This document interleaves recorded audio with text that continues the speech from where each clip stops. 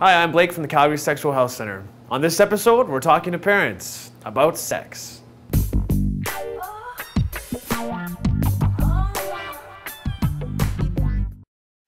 Talking to parents can be awkward, but it can really help to talk about this stuff with someone you trust.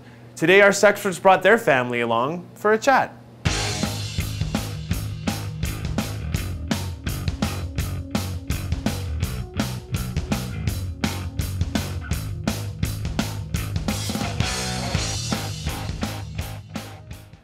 Now, depending on the relationship that you have with your family, it can be easy to talk about sex, or it can take a ton of work.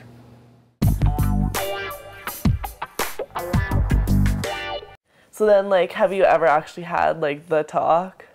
I've had no talk, no start to the talk, no middle, no end. Oh. No. Okay. Yeah. So do you know, like, your parents' viewpoints on sexuality?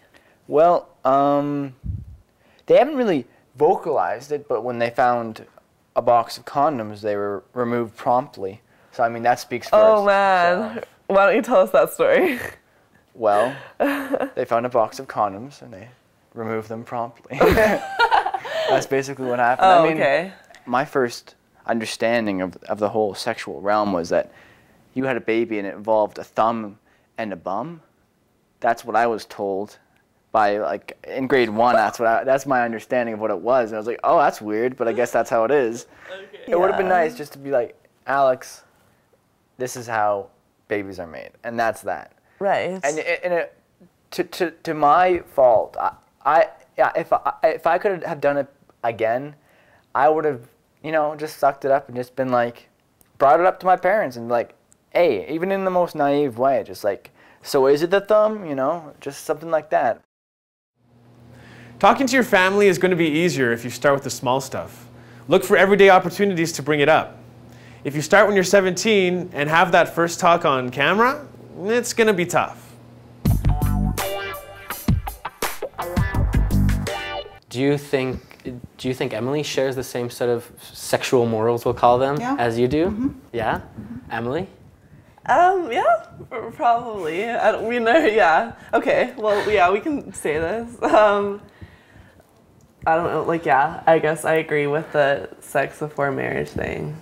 But, like, not as strongly as you do. And, like, I guess whatever you see as sex, like, whatever, do you see it as, like, intercourse or all the stuff before it? I think all the stuff that's the foreplay that goes before it, I think that's what leads up to it. And it's hard when you start, it's hard to know when to stop. So it's best not even to go there. Emily, how do your views of masturbation and sexual interaction coincide? Pass. Pass? Yeah? You don't want to answer that question? Do you see it the same way your mom does, though? Do you feel... No. No? No? No. We're not trying to incriminate you or anything here. Okay. Okay, straight on to the next one then, and fairly enough. Do you believe there's some topics... Well, like... Okay, I'll ask... Do you want me to ask it again? Like, well, I don't know, like, because you obviously... Oh my god, this is so awkward. Okay, but, like, you need, like, something. You can't just, like, be... You can't just, like, wait till you're, like, 30 when I want to get married or whatever. You gotta... I don't know. It can be hard when you realize that your beliefs don't always match up with your family's, but that's just a part of figuring out who you are. It's your choice what you share with your parents. You know them best, and you likely know what they're open to talking about and if it's worth it.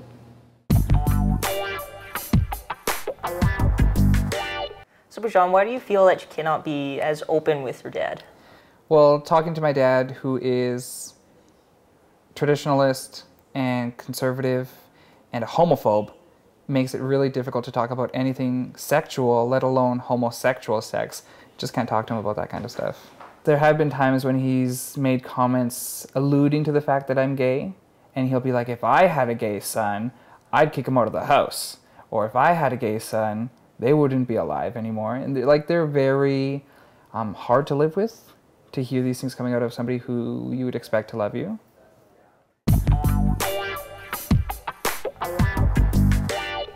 One weekend I ended up running away to Edmonton to be with a man, and didn't tell my parents or anything. They gave me constant calls all on the weekend. I never answered a single one until the day I'm coming back, and I just simply told my mom I was sorry and I had something to tell her when I got home. And I got home and I was giddy and weird and, you know, just being immature.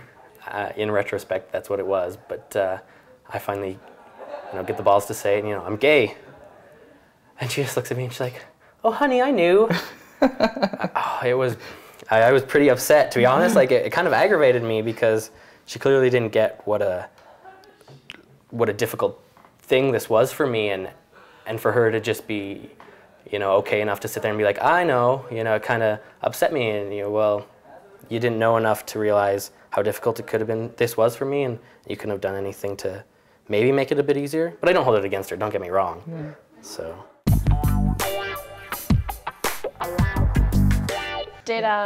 Did you tell anybody about the change that you were going to go through beforehand? I think it's been like this process of constantly coming out. Yeah. Yeah. Because there's first obviously coming out as a lesbian, and then I realized, hey, this bed is too hard. So then I decided to come out as trans, and hey, this bed is just right. That's great. And what was it like for you? So trying to open my own views, as well as having interactions with my different family members, my extended family members, going back to the community and everything. They've got those really traditional views and whatnot, and I couldn't even imagine being in it firsthand, like being the person coming out, you know, being yourself. And it was tough enough for myself being just, you know, the brother and trying to say, hey, this is okay, and trying to explain it to that, you know, my brosis isn't, my brosis is not an alien. And brosis. Yeah, that's what I.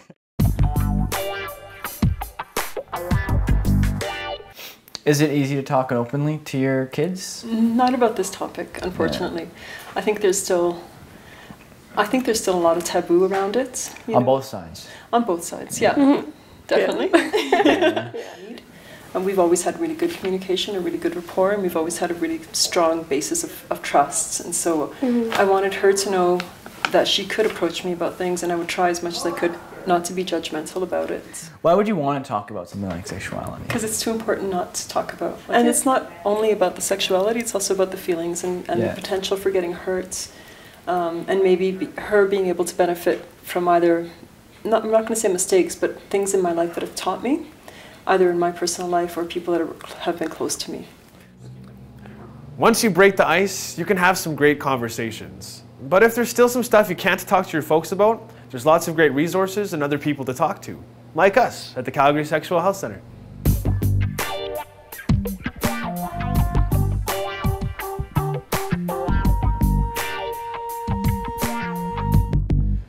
So people, this is going to be the last episode for a while.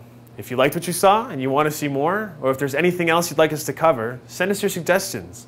In the meantime, check out our website. It's got tons of great information on it. And thanks for watching.